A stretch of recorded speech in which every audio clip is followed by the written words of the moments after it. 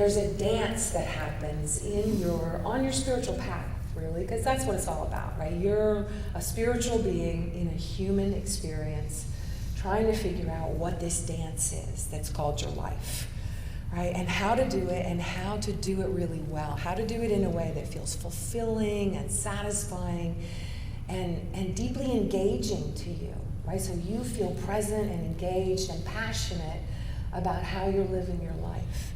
And so that ongoing dance, in the yogic tradition, sometimes we call it a dance of Shiva and Shakti, which is Shiva represents the masculine form of energy, but it's the stillness.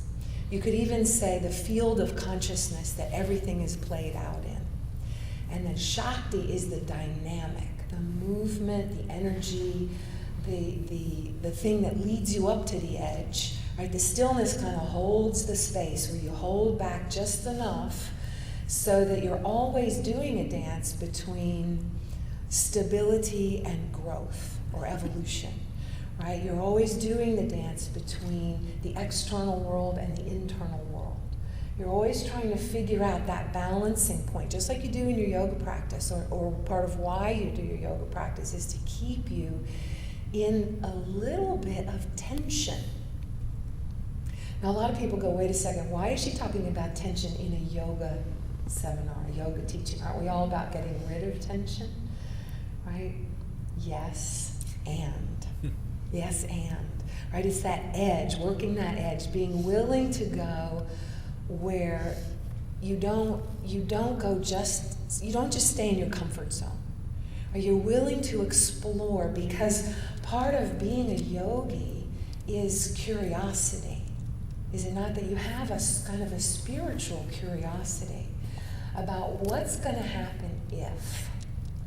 Or what's going to happen if I do the practices?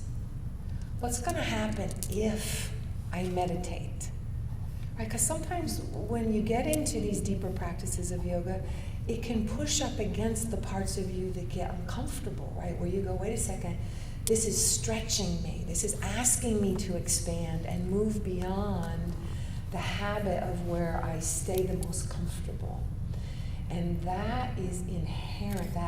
It's almost like you want to demand that of your spiritual practice, because that's where your passion lies. If you stay back too far from that edge, like you so beautifully put, if you stay back too far from it, you won't grow. And as spiritual beings, if you're not passionate about your growth, then you won't grow.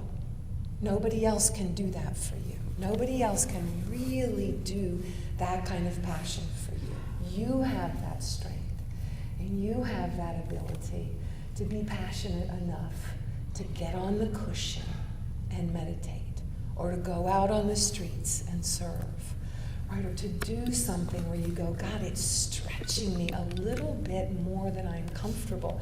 And always when we get to that stretching point, we get a little tension, right? We get a little nervous because we go, whoa, this is the unknown. This is a place that I haven't been before.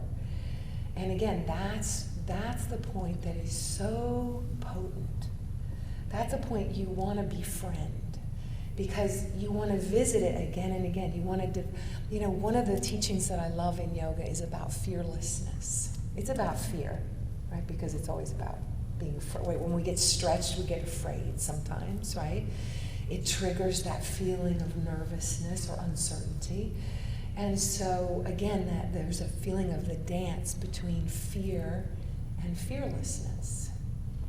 And I always like to encourage people to understand your own fear as a teaching, as a part of you that is longing to be understood and taught and seen and loved and transformed.